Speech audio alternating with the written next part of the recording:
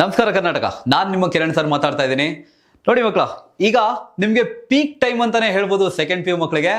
ಇದು ಈ ವಿಡಿಯೋದಲ್ಲಿ ನಾನು ಏನ್ ಹೇಳ್ತಾ ಇದ್ದೀನಿ ಅಂತಂದ್ರೆ, ನೋಡಿ ಕೆಮಿಸ್ಟ್ರಿ ಅಂತ ಹೇಳಿದಾಗ ಯಾವ್ದೆಲ್ಲ ಚಾಪ್ಟರ್ಸ್ಗೆ ತುಂಬಾ ಮ್ಯಾಕ್ಸಿಮಮ್ ವೇಟೇಜ್ ಬರುತ್ತೆ, ಯಾವ್ದೆಲ್ಲ ಚಾಪ್ಟರ್ಸ್ ನಾವು ಸ್ವಲ್ಪ ಲೆಸ್ ಕಾನ್ಸಂಟ್ರೇಷನ್ ಅಲ್ಲಿ ನಾವು ಪ್ರಿಪರೇಷನ್ ಆಗ್ಬೋದು, ಜೊತೆಗೆ PYQs ಹೇಗೆ ಸಾಲ್ವ್ ಮಾಡೋದು, ಯಾವ ತರ ಸ್ಟ್ರಾಟಜೀಸ್ ಮಾಡಬೇಕು ಎಕ್ಸಾಕ್ಟ್ಲಿ. ನೋಡಿ, ಇವತ್ತು 23rd ಏಪ್ರಿಲ್ 23rd 24th ನಿಮ್ಗೆ CET ಎಕ್ಸಾಮ್ ಶೆಡ್ಯೂಲ್ ಆಗಿದೆ. ಸೊ 1 ಮಂತ್ ಎಕ್ಸಾಕ್ಟ್ ನಮ್ಗೆ ಟೈಮ್ ಸಿಗ್ತಾ ಇದೆ. ಆ 1 ಮಂತ್ ಅಲ್ಲಿ ಎಕ್ಸಾಕ್ಟ್ಲಿ ನಾವ್ ಏನ್ ಮಾಡ್ಬೇಕು, ಜೊತೆಗೆ ಏನ್ ಮಾಡಬಾರ್ದು ಅದನ್ನು ಕೂಡ ತಿಳಿಸ್ಕೊಡ್ತೀನಿ. ಬನ್ನಿ ನೋಡೋಣ.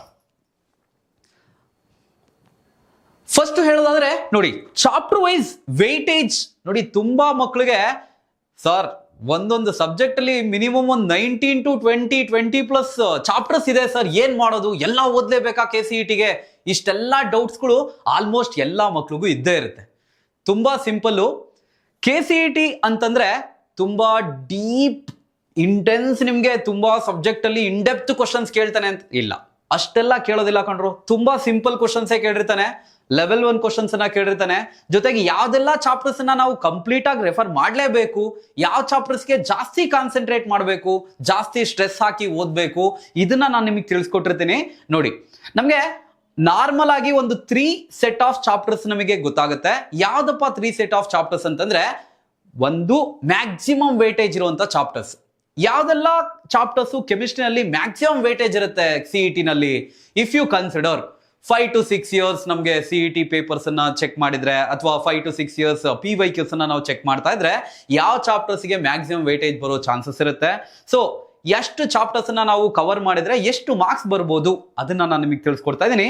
ನೋಡಿ, ಮ್ಯಾಕ್ಸಿಮಮ್ ವೇಟೇಜ್ ಚಾಪ್ಟರ್ಸ್ ಅಂತಂದ್ರೆ ತುಂಬಾ ಇಂಪಾರ್ಟೆಂಟ್ ಆಗಿ ನಮ್ಮ ಸೆಕೆಂಡ್ PU ಟಾಪಿಕ್ಸ್ ನಿಮಗೆ ಗೊತ್ತಿದೆ. ಅರೌಂಡ್ ನಮಗೆ ಈ 60 ಕ್ವಶನ್ಸ್ ಅಲ್ಲಿ 40 to 45 questions second PU topic retain ಮಾಡಿರ್ತಾರೆ. ಅರೌಂಡ್ 15 to 20 ಕ್ವಶನ್ಸ್ ನಮಗೆ ಫಸ್ಟ್ PU ಟಾಪಿಕ್ಸ್ ಅನ್ನ ಕೇಳಿರ್ತಾರೆ. ಅಂಡ್ ಕೆಲವೊಂದೆಲ್ಲ ಕ್ವಶನ್ಸ್ ನಮಗೆ ಏನಾಗಿರುತ್ತೆ, ಲಿಂಕ್ ಆಗಿರುತ್ತೆ. ಫಸ್ಟ್ PU ಟಾಪಿಕ್ಸ್ ಸೆಕೆಂಡ್ PUಗೆ ಲಿಂಕ್ ಆಗಿರೋದು, ಅಥವಾ based on first PU second PUಗೆ ರಿಲೇಟೆಡ್ ಫಾರ್ಮುಲಾ ಬೇಸಿಸ್ ಮೇಲೆ ನಾವು ಸಾಲ್ವ್ ಮಾಡೋಕೊಳ್ಳೋಂಥ ಕ್ವಶನ್ಸ್ ಇರ್ಬೋದು. ಈ ತರದ್ದೆಲ್ಲ ಕ್ವಶನ್ಸ್ ನಮಗೆ CET ನಲ್ಲಿ ಕೇಳೋ ಚಾನ್ಸಸ್ ಇರುತ್ತೆ. ನೋಡಿ ಮಕ್ಕಳ, ಈ ಸೆಕೆಂಡ್ PU ಅಂತ ಬಂದ್ರೆ ಹ್ಯಾಲೋ ಆಲ್ಕೇನ್ಸ್, ಹ್ಯಾಲೋ ಅರಿನ್ಸ್ ಅಲ್ಲಿ ನಮಗೆ ಮ್ಯಾಕ್ಸಿಮಮ್ ವೇಟೇಜ್ ಬರುತ್ತೆ. ಆಲ್ಡಿಹೈಡ್ಸ್, ಕೀಟೋನ್ಸ್, ಕಾರ್ಬಾಕ್ಸಿಲಿಕ್ ಆಸಿಡ್ ಅಂತ ಹೇಳ್ತೀವಿ. ಸೊ ನಿಮಗೆ ಗೊತ್ತಿರೋ ಹಾಗೆ maximum number of named reactions ನಮಗೆ ಆಲ್ಡಿಹೈಡ್ಸ್, ಕೀಟೋನ್ಸ್, ಕಾರ್ಬಾಕ್ಸಿಲಿಕ್ ಆಸಿಡ್ಸ್ ಅಲ್ಲಿ ಸಿಗುತ್ತೆ. ಹ್ಯಾಲೋ ಆಲ್ಕೇನ್ಸ್, ಹ್ಯಾಲೋ ಅರಿನ್ಸ್ ಅಂತ ಬಂದ್ರೆ ಸ್ಟೀರಿಯೋ ಕೆಮಿಸ್ಟ್ರಿ ಮತ್ತೆ SN1 SN2 ಮೆಕ್ಯಾನಿಸಮ್ಸ್ ಇರ್ಬೋದು, ಒಂದಷ್ಟು different types of reactions, even ಇಲ್ಲೂ ಕೂಡ ನೇಮ್ಡ್ ರಿಯಾಕ್ಷನ್ಸ್ ಬರುತ್ತೆ. ಅದನ್ನ ನಾವು ಹ್ಯಾಲೋ ಆಲ್ಕೇನ್ಸ್, ಹ್ಯಾಲೋ ಅರಿನ್ಸ್ ಅಲ್ಲಿ ನೋಡಿರ್ತೀವಿ. ಆಲ್ಕೋಹಾಲ್, ಫಿನಾಲ್ಸ್, ಈಥರ್ಸ್ ಅಲ್ಲಿ normally mechanisms, methods of preparation, chemical properties, ಈ ಬೇಸಿಕ್ಸ್ ಮೇಲೆ ನಮಗೆ ಈ 3 ಚಾಪ್ಟರ್ ಹೈಯೆಸ್ಟ್ ವೇಟೇಜ್ ಇರುವಂತ organic chemistry second PU topics ಅಂತ ಹೇಳ್ತೀನಿ ನಾನು. Next inorganic chemistry. Sir inorganic chemistry ನೋಡಿ, ಎಷ್ಟು ಚಾಪ್ಟರ್ಸ್ ಅನ್ನ ನಾವು ಕವರ್ ಮಾಡಬೇಕು. ನೋಡಿ, ಸ್ಕೋರಿಂಗ್ ಅಂತ ಬಂದಾಗ ನೀವು ಮ್ಯಾಥಮೆಟಿಕಲಿ ತುಂಬಾ ಸ್ಟ್ರಾಂಗ್ ಇದ್ವಿ, ನ್ಯೂಮರಿಕಲ್ಸು ಮತ್ತೆ ಆ ಸಬ್ಸ್ಟಿಟ್ಯೂಷನ್, ಸಿಂಪ್ಲಿಫಿಕೇಶನ್ ಎಲ್ಲ ತುಂಬಾ ಫಾಸ್ಟ್ ಆಗಿ ಮಾಡ್ತಾ ಇದೀವಿ, ಕ್ವಿಕ್ ರೆಸ್ಪಾನ್ಸ್ ಇದೆ ನಮಗೆ, ಆ ತರ ಮಾಡ್ತೀವಿ ಅಂತಂದ್ರೆ you can score good marks in physical chemistry. But most of the students ಆ ಸಿಂಪ್ಲಿಫಿಕೇಶನ್ ಮಾಡೋವಾಗ್ಲೋ ಅಥವಾ ಫಾರ್ಮುಲಾಸ್ ಮೆಮೊರೈಸ್ ಮಾಡೋವಾಗ್ಲೋ ಎಲ್ಲೋ ಒಂದ್ ಕಡೆ ಇಟ್ ರಿಕ್ವೈರ್ಸ್ ಮೋರ್ ಟೈಮ್. ಆಗೋದಿಲ್ಲ ಅಂತ ನಾ ಹೇಳ್ತಿಲ್ಲ, ಯಾವ್ದಕ್ಕೆ ಮ್ಯಾಕ್ಸಿಮಮ್ ಟೈಮ್ ಯುಟಿಲೈಸ್ ಆಗುತ್ತೆ ಅಥವಾ ಕನ್ಸ್ಯೂಮ್ ಆಗುತ್ತೆ ಅದನ್ನ ಹೇಳ್ತಾ ಇದ್ದೀನಿ ನಾನು. So it requires more time for physical chemistry compare to inorganic and organic. ಹಾಗಾದ್ರೆ ಆರ್ಗ್ಯಾನಿಕ್, ಇನ್ಆರ್ಗ್ಯಾನಿಕ್ ನಾವು ಸಾಲ್ವ್ ಮಾಡ್ಬೋದಾ ಈಸಿಲಿ? ನಿಮ್ಗೆ ಕಾನ್ಸೆಪ್ಟ್ ಕರೆಕ್ಟ್ ಆಗಿ ಗೊತ್ತಿತ್ತು, ಕಾನ್ಸೆಪ್ಟ್ ಅನ್ನ ಚೆನ್ನಾಗಿ ತಿಳ್ಕೊಂಡಿದ್ರಿ ಅಂತಂದ್ರೆ ನೋಡಿ, these are very scoring subject, easy as well as scoring subjects ಅಂತಾನೆ ಹೇಳ್ತೀನಿ. ಒಂದು ಆರ್ಗ್ಯಾನಿಕ್, ಇನ್ನೊಂದು ಇನ್ಆರ್ಗ್ಯಾನಿಕ್. ಅದರಲ್ಲಿ ಇನ್ಆರ್ಗ್ಯಾನಿಕ್ ಕೆಮಿಸ್ಟ್ರಿ ಅಂತ ಬಂದ್ರೆ ನೋಡಿ, 2 ಚಾಪ್ಟರ್ ಅಲ್ಲಿ ಆಲ್ಮೋಸ್ಟ್ ಈಕ್ವಲ್ ವೈಟೇಜ್ ಅನ್ನ ಪ್ರಿಫರ್ ಮಾಡಿರ್ತಾರೆ. D and F block elements as well as coordination compounds.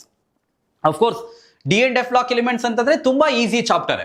ಅದರಲ್ಲಿ ಮ್ಯಾಕ್ಸಿಮಮ್ ಅಂತಂದ್ರೆ ನಿಮಗೆ ರೀಸನಿಂಗ್ ಟೈಪ್ ಆಫ್ ಕ್ವಶನ್ಸ್, ಅಥವಾ ಬೇಸ್ಡ್ ಆನ್ ಎಲೆಕ್ಟ್ರಾನಿಕ್ ಕಾನ್ಫಿಗರೇಷನ್, ಈ ತರ ಯಾವ್ದಾದ್ರು ಆಕ್ಸಿಡೇಷನ್ ಸ್ಟೇಟ್ ಮೇಲೆ ಕ್ವಶನ್ಸ್ ಕೇಳಿದಾಗ ಸ್ವಲ್ಪ ಕನ್ಫ್ಯೂಷನ್ ಇರುತ್ತೆ. ಅದರ್ವೈಸ್ ಬೋರ್ಡ್ಸ್ ಲೆವೆಲ್ಗೆ ನಾವು ಓದ್ಕೊಂಡು ಹೋಗಿದ್ರೆ ಆಲ್ಮೋಸ್ಟ್ ನಾವು ಒಂದು 90% ಕ್ವಶನ್ಸ್ ಅನ್ನ D and F block elements ಅಲ್ಲಿ ಒಂದು 4-5 ಕ್ವಶನ್ಸ್ ಅನ್ನ ಎಕ್ಸ್ಪೆಕ್ಟ್ ಮಾಡಬಹುದು. ಅದರಲ್ಲಿ ಅರೌಂಡ್ 3 to 4 ಕ್ವಶನ್ಸ್ ಅಂತೂ ಈಸಿಲಿ ಎಕ್ಸ್ಪೆಕ್ಟೆಡ್. ಜೊತೆಗೆ ಬೋರ್ಡ್ ಅಲ್ಲಿ ಏನ್ ಪ್ರಿಪೇರ್ ಆಗಿರ್ತೀವಿ ಅದ್ರ ರಿಲೇಟೆಡ್ ಕ್ವಶನ್ಸ್ ಇರುತ್ತೆ, ಹಾಗಾಗಿ ಈಸಿಲಿ ಸಾಲ್ವ್ ಮಾಡ್ಬಿಡ್ತೀವಿ. ಕೋಆರ್ಡಿನೇಷನ್ ಕಾಂಪೌಂಡ್ಸ್ ಒಂದು ತಕ್ಕ ಮಟ್ಟಿಗೆ ಅದು ಲೆಂತಿ ಚಾಪ್ಟರ್ಸೇ ಅಂತ ಹೇಳ್ತೀವಿ. ಬಿಕಾಸ್ ಐಸೋಮರಿಸಮ್ ಕಾನ್ಸೆಪ್ಟ್ ಬಂದಾಗ optical isomerism, geometrical isomerism, number of isomers ಎಷ್ಟು ಎಕ್ಸಿಸ್ಟ್ ಆಗುತ್ತೆ ರೆಸ್ಪೆಕ್ಟಿವ್ ಡಿಫ್ರೆಂಟ್ ಟೈಪ್ಸ್ ಆಫ್ ಕಾಂಪೌಂಡ್ಸ್ಗೆ ಅನ್ನೋದು ಸ್ವಲ್ಪ ನಮಗೆ ತಲೆಗೆ ಹುಳ ಬಿಟ್ಕೊಳ್ಳುವಂತ ಟಾಪಿಕ್ ಅದು. ಅದರ್ವೈಸ್ ಇವನ್ ಕೋಆರ್ಡಿನೇಷನ್ ಕಾಂಪೌಂಡ್ಸ್ ಕೂಡ ತುಂಬಾ ಈಸಿ ಟಾಪಿಕ್ಸ್. ಎಲ್ಲಾ ಟಾಪಿಕ್ಸ್ ನಿಮ್ಗೆ ಫೆಮಿಲಿಯರ್ ಇರುತ್ತೆ. ಜೊತೆಗೆ ಕೆಮಿಕಲ್ ಬಾಂಡಿಂಗ್ ಅಲ್ಲಿ ಒಂದಷ್ಟು ಥಿಯರೀಸ್ ಓದಿರ್ತೀರಾ, ಅದೇ ಒಂದಷ್ಟು ಥಿಯರೀಸ್ ನಮ್ಗೆ ಇಲ್ಲಿ ಕಂಟಿನ್ಯೂ ಆಗುತ್ತೆ. ಹಾಗಾಗಿ ಇವನ್ ಕೋಆರ್ಡಿನೇಷನ್ ಕಾಂಪೌಂಡ್ಸ್ ಕೂಡ ಈಸಿ ಅಂಡ್ ವೆಯ್ಟೇಜ್ ಇರುವಂತ ಚಾಪ್ಟರ್ಸ್, ಈಸಿಲಿ ಸ್ಕೋರ್ ಮಾಡುವಂತ ಚಾಪ್ಟರ್ ಅಂತ ಹೇಳ್ತೀನಿ ನಾನು. ಫಸ್ಟ್ ಪಿ ಯು ಅಂತ ಬಂದ್ರೆ ನೋಡಿ, ಕೆಮಿಕಲ್ ಬಾಂಡಿಂಗ್ ಅಲ್ಲಿ it has very high weightage among different first P U topics. ಇದು ಕೂಡ one of the most important. ಜೊತೆಗೆ ಎಲ್ಲಾ ಕಾನ್ಸೆಪ್ಟ್ಸ್ ತುಂಬಾ ಈಸಿ ಕಂಡ್ರು. ಕೆಮಿಕಲ್ ಬಾಂಡಿಂಗ್ ಒಂದು ಇಂಪಾರ್ಟೆಂಟ್, ಜೊತೆಗೆ ಈಸಿಲಿ ಸ್ಕೋರಿಂಗ್ ಅಂತ ಹೇಳ್ತೀನಿ. ಇದೊಂದು ಚಾಪ್ಟರ್ ಅಲ್ಲಿ ನಿಮಗೆ ಮ್ಯಾಕ್ಸಿಮಮ್ ವೆಯ್ಟೇಜ್ ಇರುವಂತ ಚಾಪ್ಟರ್ಸ್ ಅಂತ ಕನ್ಸಿಡರ್ ಮಾಡೋದಕ್ಕೆ ಯೂಸ್ ಆಗುತ್ತೆ. ಅದ್ ಬಿಟ್ರೆ ನಮ್ಮ ಸೆಕೆಂಡ್ ಪಿ ಯು ನಲ್ಲಿ ಫಿಸಿಕಲ್ ಕೆಮಿಸ್ಟ್ರಿ ಏನಿರುತ್ತೆ, ಆಲ್ಮೋಸ್ಟ್ ಸೊಲ್ಯೂಷನ್ಸ್, ಎಲೆಕ್ಟ್ರೋ ಕೆಮಿಸ್ಟ್ರಿ ಮತ್ತೆ ಕೆಮಿಕಲ್ ಕೈನೆಟಿಕ್ಸ್, ಈ ಮೂರು ಚಾಪ್ಟರ್ಗೆ ಈಕ್ವಲ್ ವೆಯ್ಟೇಜ್ ಅನ್ನ ಪ್ರೊವೈಡ್ ಮಾಡಿರ್ತಾರೆ. ಇರೋದೇ ಮೂರು ಫಿಸಿಕಲ್ ಕೆಮಿಸ್ಟ್ರಿ ಚಾಪ್ಟರ್ ನಮ್ಮ ಸೆಕೆಂಡ್ ಪಿ ಯು ನಲ್ಲಿ. ಅದರಲ್ಲಿ ಈ ಮೂರು ಚಾಪ್ಟರ್ಗೆ ಈಕ್ವಲ್ ವೆಯ್ಟೇಜ್ ಇರುತ್ತೆ. ನಿಮಗೆ ಗೊತ್ತಿದೆ, ಒಂದಷ್ಟು PYQs ನಾವು ಸಾಲ್ವ್ ಮಾಡಿದ್ರೆ ಅಥವಾ ಒಂದು ಚಾಪ್ಟರ್ ವೈಸ್ ಒಂದಷ್ಟು ಕ್ವಶನ್ಸ್ ಅನ್ನ ಸಾಲ್ವ್ ಮಾಡಿದ್ರೆ ನಿಮ್ಗೆ ಈಸಿಲಿ ಗೊತ್ತಾಗ್ಬಿಡುತ್ತೆ. You can easily predict, okay ಈ ಟಾಪಿಕ್ ನಮಗೆ ತುಂಬಾ ರಿಪೀಟೆಡ್ಲಿ ಕೇಳ್ತಾ ಇದ್ದಾರೆ, ಈ ಟಾಪಿಕ್ ಮೇಲೆ ಕ್ವಶನ್ಸ್ ಅನ್ನ ನಾವು ಸಾಲ್ವ್ ಮಾಡಿದ್ರೆ, ಒಂದಷ್ಟು ರಿಪೀಟೆಡ್ ಕ್ವಶನ್ಸ್ ಅನ್ನ ಸಾಲ್ವ್ ಮಾಡಿದ್ರೆ ನಮ್ಗೆ ಈಸಿ ಆಗುತ್ತೆ. So same technique works here also. ನಿಮ್ಗೆ ಪ್ರೀವಿಯಸ್ ಇಯರ್ ಕ್ವಶನ್ಸ್, ಒಂದಷ್ಟು ಚಾಪ್ಟರ್ ವೈಸ್ ಇಂಪಾರ್ಟೆಂಟ್ ಕ್ವಶನ್ಸ್ ಅನ್ನ ಸಾಲ್ವ್ ಮಾಡಿದ್ರೆ ಈಸಿಲಿ ನೀವೇನ್ ಮಾಡ್ಬೋದು, ಈ ಚಾಪ್ಟರ್ಸ್ ಅಲ್ಲಿ ಇರುವಂತ ಕ್ವಶನ್ಸ್ ಅನ್ನ ಸಾಲ್ವ್ ಮಾಡ್ಕೊಂಡು ಹೋಗ್ಬೋದು. ನೋಡೋಣ ನೆಕ್ಸ್ಟ್ ಯಾವ ಟೈಪ್ ಚಾಪ್ಟರ್ಸ್ ನಿಮ್ಗೆ ಇದ್ ಮಾಡ್ತಾರೆ ಅಥವಾ ಕೇಳ್ತಾರೆ ಅಂತ ಹೇಳೋದಾದ್ರೆ ನೋಡಿ, ಇದು ಮೀಡಿಯಂ ವೇಟೇಜ್ ಇರುವಂತ ಚಾಪ್ಟರ್ಸ್ ಅಂತ ಬಂದ್ರೆ ನೋಡಿ, ಸೆಕೆಂಡ್ ಪಿ ಯು ನಲ್ಲಿ ಸ್ವಲ್ಪ ವೇಟೇಜ್ ಕಡಿಮೆ ಇರುವಂತ ಚಾಪ್ಟರ್ಸ್ ಅಂತಂದ್ರೆ ನೋಡ್ರೋ ಇದೆರಡೆ, ಅಮೈನ್ಸ್ ಮತ್ತೆ biomolecules. So compare to these many chapters, ಈ ಎರಡು ಚಾಪ್ಟರ್ಗೆ ಸ್ವಲ್ಪ ಕಡಿಮೆ ವೇಟೇಜ್ ಅಂತ ಹೇಳ್ಬೋದು, ಬಯೋಮಾಲಿಕ್ಯೂಲ್ಸ್ ಮತ್ತೆ ಅಮೈನ್ಸ್. ಹಾಗಾದ್ರೆ ಫಸ್ಟ್ ಪಿ ಯು ಟಾಪಿಕ್ಸ್ ಯಾವ್ದೆಲ್ಲ ಬರುತ್ತೆ ಮೀಡಿಯಂ ವೇಟೇಜ್ ಅಲ್ಲಿ ಅಂತಂದ್ರೆ ನೋಡಿ, ಇಲ್ಲಿ ಕೆಮಿಕಲ್ ಬಾಂಡಿಂಗ್ ಒಂದು ಫಸ್ಟ್ ಪಿ ಯು ಟಾಪಿಕ್ಸ್ ಅನ್ನ ನಾನು ಆಲ್ರೆಡಿ ಹೇಳಿದ್ದೀನಿ. ಅದ್ ಬಿಟ್ರೆ ನಿಮ್ಗೆ ನೋಡಿ ಥರ್ಮೋಡೈನಮಿಕ್ಸ್, ಈಕ್ವಿಲಿಬ್ರಿಯಂ. ಸೊ ಥರ್ಮೋಡೈನಮಿಕ್ಸ್ ಅಲ್ಲಿ ಆಲ್ಮೋಸ್ಟ್ ನಿಮ್ಗೆ ಈ ಎಂಥಾಲ್ಪೀಸ್ ಮೇಲೆ, ಜೊತೆಗೆ ಥರ್ಮೋಡೈನಮಿಕ್ ಪ್ರಾಪರ್ಟೀಸ್ ಅಂತ ಹೇಳಿರ್ತೀವಿ, ಇಂಟರ್ನಲ್ ಎನರ್ಜಿನು, Gibbs free energy, enthalpy, entropy ಮತ್ತೆ ಸ್ಪಾಂಟೇನಿಟಿ, ಈ ತರ ಬೇಸಿಕ್ಸ್ ಮೇಲೆ ನಿಮ್ಗೆ ಕ್ವಶನ್ಸ್ ಅನ್ನ ಕೇಳ್ತಾ ಇರ್ತಾರೆ ಕಾನ್ಸೆಪ್ಟ್ಸ್ ಮೇಲೆ. ಈಕ್ವಿಲಿಬ್ರಿಯಂ ಅಂತ ಬಂದ್ರೆ ಸ್ವಲ್ಪ ನಮ್ಗೆ ಲೆಂತಿ ಚಾಪ್ಟರ್ ಅದು. It has 2 parts. ನಿಮ್ಗೆ ಗೊತ್ತಿರೋ ಹಾಗೆ ಕೆಮಿಕಲ್ ಈಕ್ವಿಲಿಬ್ರಿಯಂ ಮತ್ತೆ ಆನಿಕ್ ಈಕ್ವಿಲಿಬ್ರಿಯಂ ಅಂತ 2 ಪಾರ್ಟ್ ಬರುತ್ತೆ. ಸೊ ಸ್ವಲ್ಪ ನಂಬರ್ ಆಫ್ ಫಾರ್ಮುಲಾಸ್ ಜಾಸ್ತಿ ಇರುತ್ತೆ ಈ ಚಾಪ್ಟರ್ ಅಲ್ಲಿ. ಸೊ ಹಾಗಾಗಿ ಇದಕ್ಕೂ ಕೂಡ ಒಂದು ವೆಯ್ಟೇಜ್ ಇರುವಂತ ಚಾಪ್ಟರ್ ಅಂತ ನಾನು ಕನ್ಸಿಡರ್ ಮಾಡ್ತೀನಿ. ನೆಕ್ಸ್ಟ್ ಬಂದ್ರೆ as usual general organic chemistry, purification techniques ಇರ್ಬೋದು, ಅಥವಾ ಜನರಲ್ ಆರ್ಗ್ಯಾನಿಕ್ ಕೆಮಿಸ್ಟ್ರಿ ಅಲ್ಲಿ ನಿಮ್ಗೆ 2 ಪಾರ್ಟ್ ಅಂತಾನೆ ಹೇಳ್ಬೋದು. ಈ purification, qualitative quantitative analysis methods ಒಂದು ಪಾರ್ಟ್ ಆದ್ರೆ, ಪ್ರೀವಿಯಸ್ಲಿ ನಾವೇನೆಲ್ಲ ಡಿಸ್ಕಸ್ ಮಾಡಿರ್ತೀವಿ, ಒಂದಷ್ಟು ಮೆಕ್ಯಾನಿಸಮ್ ಅಂತೆ, ಡಿಫ್ರೆಂಟ್ ಟೈಪ್ಸ್ ಆಫ್ ರಿಯಾಕ್ಷನ್ಸ್ ಅಂತೆ, ನಾಮನ್ಕ್ಲೇಚರ್ಗೆ ಒಂದಷ್ಟು ರೂಲ್ಸ್ ಅಂತೆ, ಮತ್ತೆ ಐಸೋಮರಿಸಮ್ ಟಾಪಿಕ್ಸ್, ಜೊತೆಗೆ effects, different types of effects ಅನ್ನ ನಾವು ಎಕ್ಸ್ಪೆಕ್ಟ್ ಮಾಡ್ತೀವಿ ಹೈಡ್ರೋಕಾರ್ಬನ್ಸ್ ಅಲ್ಲಿ, ಅದು ರಿಯಾಕ್ಟಿವ್ ಇಂಟರ್ಮೀಡಿಯೇಟ್ಸ್, ಜೊತೆಗೆ ಅದರ ಸ್ಟೆಬಿಲಿಟಿ ಆರ್ಡರು, ಈ ತರದನ್ನೆಲ್ಲ ಒಂದಷ್ಟು ಟಾಪಿಕ್ಸ್ ಅನ್ನ ನಾವು ಓದಿರ್ತೀವಿ, ಪ್ರಿಪೇರ್ ಆಗಿರ್ತೀವಿ, ಆ GOC ನಲ್ಲಿ ನೋಡ್ಕೋತೇವೆ. ಹೈಡ್ರೋಕಾರ್ಬನ್ಸ್ ಅಂತ ಬಂದ್ರೆ 4 ಪಾರ್ಟ್ಸ್ ಇದೆ, ಆಲ್ಕೇನ್ಸ್, ಆಲ್ಕೀನ್ಸ್, ಆಲ್ಕೈನ್ಸ್ ಮತ್ತೆ ಅರೋಮ್ಯಾಟಿಕ್ ಹೈಡ್ರೋಕಾರ್ಬನ್ಸ್ ಅಂತ. ಎಲ್ಲದರಲ್ಲೂ ಆಸ್ ಯೂಶುವಲ್ ನಿಮ್ಗೆ ನಾಮನ್ಕ್ಲೇಚರ್ ಇರುತ್ತೆ, ಜನರಲ್ ಫಾರ್ಮುಲಾ ಇರುತ್ತೆ, ಮೆಥಡ್ಸ್ ಆಫ್ ಪ್ರಿಪರೇಷನ್, ಐಸೋಮರಿಸಮ್ ಮತ್ತೆ ಫಿಸಿಕಲ್ ಪ್ರಾಪರ್ಟೀಸ್, ಕೆಮಿಕಲ್ ಪ್ರಾಪರ್ಟೀಸ್ ಅಂತ ಹಾಕಿರ್ತಾರೆ. ಅಲ್ಲೂ ಕೂಡ ಒಂದಷ್ಟು ಕ್ವಶನ್ಸ್ ಅನ್ನ ಎಕ್ಸ್ಪೆಕ್ಟ್ ಮಾಡಬಹುದು. ಯಾವ ಟಾಪಿಕ್ ಮೇಲೆ ನಮಗೆ ರಿಪೀಟೆಡ್ಲಿ ಕೇಳ್ತಾ ಇರ್ತಾರೆ ಕ್ವಶನ್ಸ್, ಅದನ್ನ ನಾವು ನೋಡ್ತಾ ಹೋಗ್ತೇವೆ. Next practical chemistry. ಇದು ಕೂಡ ನೋಡಿ ಅರೌಂಡ್ 2 to 3 ಕ್ವಶನ್ಸ್ ಅನ್ನ we can expect in practical chemistry only. ಅಂದ್ರೆ out of 60, 2 to 3 questions practical chemistry ಅಲ್ಲೇ ಎಕ್ಸ್ಪೆಕ್ಟ್ ಮಾಡ್ತೀವಿ. ಎನಿಹೌ ನೀವು ಪ್ರಾಕ್ಟಿಕಲ್ಸ್ ಅನ್ನ ಮಾಡಿರ್ತೀರಾ, ಎಕ್ಸ್ಪೆರಿಮೆಂಟ್ಸ್ ಅನ್ನ ಪರ್ಫಾರ್ಮ್ ಮಾಡಿರ್ತೀರಾ. ಫಸ್ಟ್ ಪಿ ಯು ಮತ್ತೆ ಸೆಕೆಂಡ್ ಪಿ ಯು ನಲ್ಲಿ ಯಾವ್ದೆಲ್ಲ ಡಿಫ್ರೆಂಟ್ ಎಕ್ಸ್ಪೆರಿಮೆಂಟ್ಸ್ ನೀವು ಮಾಡಿದ್ರಿ, ಒಂದಷ್ಟು ಪ್ರೊಸೀಜರ್ ರೈಟಿಂಗ್ ಎಕ್ಸ್ಪೆರಿಮೆಂಟ್ಸ್ ಬರ್ದಿರ್ತೀರಾ ರೆಕಾರ್ಡ್ಸ್ ಅಲ್ಲಿ, ಅದ್ರ ಬಗ್ಗೆ ಡೀಟೇಲ್ಸ್ ಅನ್ನ ಪ್ರಾಕ್ಟಿಕಲ್ ಕೆಮಿಸ್ಟ್ರಿ ಅಲ್ಲಿ ನಾವು ನೋಡ್ತಾ ಹೋಗ್ತೀವಿ. ಈವನ್ ಪ್ರಾಕ್ಟಿಕಲ್ ಕೆಮಿಸ್ಟ್ರಿ ಕೂಡ ಒಂದು ಮಾಡ್ರೇಟ್ಲಿ ಆವ್ರೇಜ್ ಟಾಪಿಕ್ ಅಂತ ಹೇಳ್ತೀನಿ. ಇದರಲ್ಲೂ ಕೂಡ ಸ್ಕೋರಿಂಗ್ ಇರುತ್ತೆ, ಯಾಕೆಂದ್ರೆ ನೀವು ಪರ್ಫಾರ್ಮ್ ಮಾಡಿರೋಂಥ ಟಾಪಿಕ್ ಮೇಲೆ ನಿಮ್ಗೆ ಮೀಡಿಯಂ ವೇಟೇಜ್ ಚಾಪ್ಟರ್ಸ್ ಅನ್ನ ಅಲಾಟ್ ಮಾಡಿದೀವಿ. ಅದರಲ್ಲಿ ಪ್ರಾಕ್ಟಿಕಲ್ ಕೆಮಿಸ್ಟ್ರಿ ಕೂಡ ಒಂದು. ನೆಕ್ಸ್ಟ್ ಯಾವ್ದಿರುತ್ತೆ, ಲೋ ವೇಟೇಜ್ ಚಾಪ್ಟರ್ ಅಂತ ಕನ್ಸಿಡರ್ ಮಾಡೋದಾದ್ರೆ ನೋಡಿ, structure of atom. Structure of atom ಅಲ್ಲಿ some basic concepts of chemistry ಅಲ್ಲಿ ಥಿಯರಿ ಓರಿಯೆಂಟೆಡ್ ಕ್ವಶನ್ಸ್ ಅನ್ನ ಎಕ್ಸ್ಪೆಕ್ಟ್ ಮಾಡಬಹುದು. Other than that mole topic ಇರ್ಬೋದು, empirical molecular formula, stoichiometric calculations, ಈ ತರದೆಲ್ಲ ಟಾಪಿಕ್ಸ್ ಅನ್ನ ನಾವು ಬೇಸಿಕ್ ಕಾನ್ಸೆಪ್ಟ್ಸ್ ಆಫ್ ಕೆಮಿಸ್ಟ್ರಿ ಅಲ್ಲಿ ಹೇಳ್ತೀವಿ. ನೋಡಿ, ಕ್ಲಾಸಿಫಿಕೇಶನ್ ಆಫ್ ಎಲಿಮೆಂಟ್ಸ್ ಅಂತ ಹೇಳಿದ್ರೆ ನೋಡಿ ಇದು ಚಾಪ್ಟರ್ ಚಿಕ್ಕದೆ, ಅದರಲ್ಲಿರೋ ವೆಯ್ಟೇಜ್ ಕೂಡ ಚಿಕ್ಕದೆ. But based on that concept ಇಲ್ಲಿ ನಾವೇನು ಡಿ ಅಂಡ್ ಎಫ್ ಬ್ಲಾಕು ಮತ್ತೆ ಕೋಆರ್ಡಿನೇಷನ್ ಕಾಂಪೌಂಡ್ಸ್ ಓದ್ತೀವಿ, ಆ ಯಾವುದೇ ಇನ್ಆರ್ಗ್ಯಾನಿಕ್ ಕೆಮಿಸ್ಟ್ರಿ ಚಾಪ್ಟರ್ನ ನಾವು ಕನ್ಸಿಡರ್ ಮಾಡಿದ್ರೆ ಇವನ್ ಕೆಮಿಕಲ್ ಬಾಂಡಿಂಗ್, ಆ ಎಲ್ಲ ಚಾಪ್ಟರ್ಸಿಗೂ ಒಂಥರ ಬೇಸಿಕ್ ಅಂತಾನೆ ಹೇಳ್ಬೋದು ಕ್ಲಾಸಿಫಿಕೇಶನ್ ಆಫ್ ಎಲಿಮೆಂಟ್ಸ್. ಸೊ ಇದರಲ್ಲಿ ಒಂದಷ್ಟು ಪೀರಿಯಾಡಿಕ್ ಪ್ರಾಪರ್ಟೀಸ್ ಅಂತೆ, ಜೊತೆಗೆ how the varies across the period down the group, ನಾವು ಟ್ರೆಂಡ್ಸ್ ನ ಓದಿರ್ತೀವಿ, ಕೆಲವೊಂದ್ ಕಡೆ ಎಕ್ಸೆಪ್ಷನ್ಸ್ ಅನ್ನ ಹೇಳಿರ್ತೀವಿ, ಆ ಎಕ್ಸೆಪ್ಷನ್ಸು, ಟ್ರೆಂಡ್ಸು ಮತ್ತೆ ಪೀರಿಯಾಡಿಕ್ ಪ್ರಾಪರ್ಟೀಸು ಇದ್ರ ಮೇಲೆ ಕ್ವಶನ್ಸ್ ಅನ್ನ ಎಕ್ಸ್ಪೆಕ್ಟ್ ಮಾಡಬಹುದು ಕ್ಲಾಸಿಫಿಕೇಶನ್ ಆಫ್ ಎಲಿಮೆಂಟ್ಸ್ ಅಲ್ಲಿ. ಜೊತೆಗೆ ಅದು ಲಿಂಕ್ಡ್ ಟಾಪಿಕ್ ಕೂಡ, ಸೆಕೆಂಡ್ PU ಇನ್ಆರ್ಗ್ಯಾನಿಕ್ ಕೆಮಿಸ್ಟ್ರಿ ಚಾಪ್ಟರ್ಸ್ಗೆ ಕೆಲವೊಂದ್ ಕಡೆ ಲಿಂಕ್ಡ್ ಟಾಪಿಕ್ಸ್ ಅನ್ನ ಮತ್ತೆ ಲಿಂಕ್ಡ್ ಕ್ವಶನ್ಸ್ ಅನ್ನ ಕೂಡ ಕೇಳಿರ್ತಾನೆ. ಅದ್ ಬಿಟ್ರೆ redox reaction, again redox reaction ಕೂಡ less weightage, but redox reaction is basic for electrochemistry. ಈ ಎಲೆಕ್ಟ್ರೋಕೆಮಿಸ್ಟ್ರಿಗೆ ಬೇಸಿಕ್ ಆಗಿರುತ್ತೆ, ಹಾಗಾಗಿ ನಾವು ಅದನ್ನು ಕೂಡ ನೆಗ್ಲೆಕ್ಟ್ ಮಾಡೋ ಹಾಗಿಲ್ಲ. ಎಲೆಕ್ಟ್ರೋಕೆಮಿಸ್ಟ್ರಿಯಲ್ಲಿ ಯಾವ್ದೆಲ್ಲ ಟಾಪಿಕ್ ನಮಗೆ ಬೇಸಿಕ್ಸ್ ಆಗಿ ರೆಡಾಕ್ಸ್ ರಿಯಾಕ್ಷನ್ಸ್ ಅಲ್ಲಿ ಡಿಸ್ಕಸ್ ಮಾಡಿರ್ತೀವಿ ಅದನ್ನು ಕೂಡ ಹೇಳಿರ್ತೀವಿ. ನೋಡಿ, ಇದು ಒಂದು ಬ್ರೀಫ್ ಥಿಂಗ್ ಅಂತಾನೆ ಹೇಳ್ಬೋದು. ಯಾವ್ದೆಲ್ಲ ಚಾಪ್ಟರ್ಸ್ಗೆ ಯಾವ್ದೆಲ್ಲ ವೇಟೇಜ್ ಇರುವಂತ ಚಾಪ್ಟರ್, ಮೀಡಿಯಂ ವೇಟೇಜು, ಆವರೇಜ್ ಮತ್ತೆ ಲೋ ವೇಟೇಜ್ ಇರುವಂತ ಚಾಪ್ಟರ್ಸ್ ಬ್ರೀಫ್ ಆಗಿ ಹೇಳಿದೀನಿ. ಹಾಗಾದ್ರೆ ಏನ್ ಸ್ಟ್ರಾಟಜೀಸ್ ನಾವು ವರ್ಕ್ ಮಾಡಬೇಕು, ಎಕ್ಸಾಕ್ಟ್ಲಿ ನಮ್ಗೆ 1 ಮಂತ್ ಟೈಮ್ ಸಿಗುತ್ತೆ ಅಂತಂದ್ರೆ ಫಸ್ಟ್ ನಾನು ಹೇಳ್ತೀನಿ ಏನ್ ಮಾಡಬಾರ್ದು ಅಂತ. ಸೊ ಕಾಮನ್ ಮಿಸ್ಟೇಕ್ಸ್, ನಾವ್ ಯಾವ್ದೆಲ್ಲ ಕಾಮನ್ ಮಿಸ್ಟೇಕ್ಸ್ ಮಾಡ್ತಿರ್ತೀವಿ, ಜೊತೆಗೆ ಅದನ್ನ ಹೇಗೆ ಅವಾಯ್ಡ್ ಮಾಡಬೇಕು ಅದನ್ನು ಕೂಡ ಹೇಳಿರ್ತೀನಿ. ನೋಡಿ, ಇಷ್ಟೆಲ್ಲ ಪಾಯಿಂಟ್ಸ್ ನ ನೆನಪಲ್ಲಿ ಇಟ್ಕೊಳ್ಳಿ. Ignoring NCERT lines, NCERT lines ಅನ್ನ ಇಗ್ನೋರ್ ಮಾಡೋದು. ಹಾಗಾದ್ರೆ ಸರ್ ನಾನು ಇವತ್ತಿಂದ ಕೂತ್ಕೊಂಡು NCERT ಲೈನ್ ಟು ಲೈನ್ ಓದಕ್ಕಾಗತ್ತಾ ಸರ್?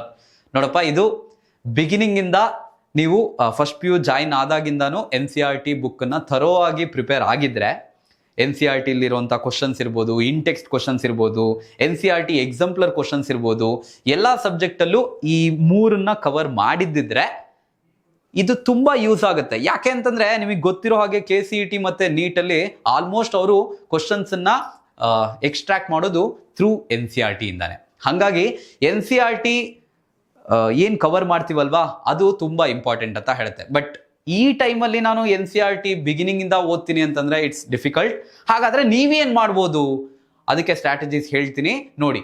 ಬಟ್ ಆಲ್ರೆಡಿ ನಾವು NCERT ಓದಿದ್ವಿ, line to line every line ಓದಿರ್ತೀವಿ, ಅದ್ರ ಜೊತೆಗೆ NCERT ಕ್ವಶನ್ಸ್, ಎಕ್ಸಾಂಪ್ಲರ್ ಪ್ರಾಬ್ಲಮ್ಸ್ ಅನ್ನ ವರ್ಕ್ ಮಾಡಿದೀನಿ ಅಂತಂದ್ರೆ ಒನ್ಸ್ ರಿವೈಸ್ ಮಾಡಿ ಇನ್ನೊಂದ್ಸರಿ ಸೀರಿಯಸ್ ಆಗಿ ಕಾನ್ಸಂಟ್ರೇಟ್ ಮಾಡಿ ಅದನ್ನ ನೋಡಿದ್ರೆ ಅಥವಾ ಗ್ಲಾನ್ಸ್ ಮಾಡಿದ್ರೆ ಯಾವ್ದಾದ್ರು ಒಂದಷ್ಟು ಪಾಯಿಂಟ್ಸ್ ನಿಮ್ಗೆ ಮೆಮೊರೈಸ್ ಆಗೋದಕ್ಕೆ ತುಂಬಾ ಹೆಲ್ಪ್ ಮಾಡುತ್ತೆ NCERT ಬುಕ್.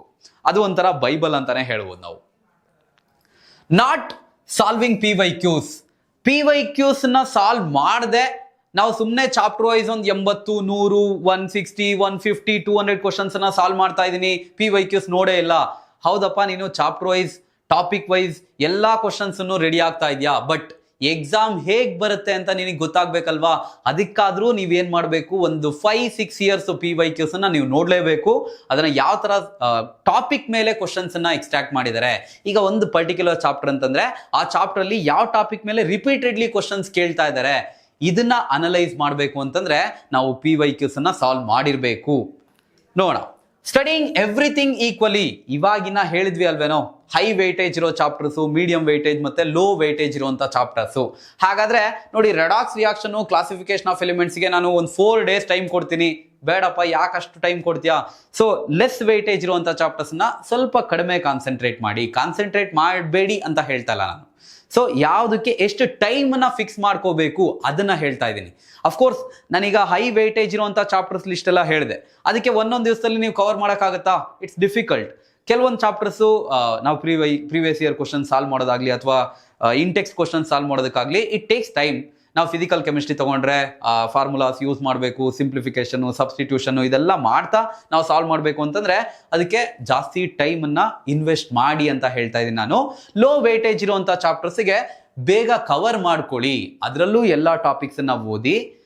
ತುಂಬಾ ಲಾಸ್ಟ್ ನೆಕ್ ಮೂಮೆಂಟ್ ಆಗಿ ಬಂದ್ವಿ, ಇನ್ನೂ ಒಂದಷ್ಟು ಲೋ ವೇಟೇಜ್ ಚಾಪ್ಟರ್ಸ್ ನಾವು ಪೆಂಡಿಂಗ್ ಇಟ್ಕೊಂಡಿದೀವಿ ಅಂತಂದ್ರೆ ಅವಾಗ you can take the chance. But you have 1 month exactly. ನೀವು ಅಕಾರ್ಡಿಂಗ್ ಟು ದಟ್ ಪ್ಲಾನ್ ಮಾಡ್ಕೊಂಡ್ರೆ you can cover all the chapters in all the subject. ಹಾಗಾಗಿ ನೋಡ್ಕೋತಾ ಇರಿ. ಸ್ಟಡಿಂಗ್ ಎವ್ರಿಥಿಂಗ್ ಈಕ್ವಲಿ ಇದೊಂದು ಹೇಳಬೇಕು, ಹಾಗಾಗಿ ಹೇಳಿದ್ದೀನಿ.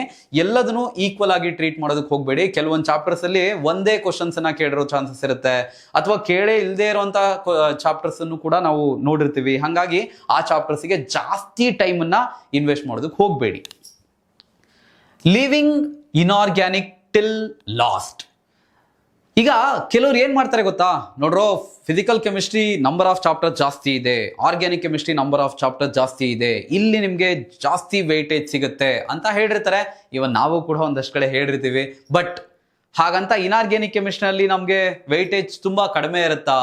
ನಾನು ಅವಾಗ್ಲೇನೆ ಹೇಳಿದ್ದೀನಿ, ನಿಮ್ಗೆ ಮೋಸ್ಟ್ ಸ್ಕೋರಿಂಗ್ ಮತ್ತೆ ಈಸಿ ಅಂತಂದ್ರೆ ಅದು ಆರ್ಗ್ಯಾನಿಕ್ ಮತ್ತೆ inorganic. But already if you know the topics ಗೊತ್ತಿತ್ತು ಅಂತಂದ್ರೆ 1 minute ಬೇಕಾಗಲ್ಲ. ಕೆಲವೊಂದು ಕ್ವಶನ್ಸ್ಗೆ ಡೈರೆಕ್ಟ್ ಕ್ವಶನ್ಸ್ ಇರುತ್ತೆ, ಜೊತೆಗೆ ಮ್ಯಾಕ್ಸಿಮಮ್ ವೇಟೇಜ್ ಇರುವಂತ ಕೆಮಿಕಲ್ ಬಾಂಡಿಂಗು ಮತ್ತೆ D&F block elements, coordination compounds, ಇದೆಲ್ಲ it comes in inorganic.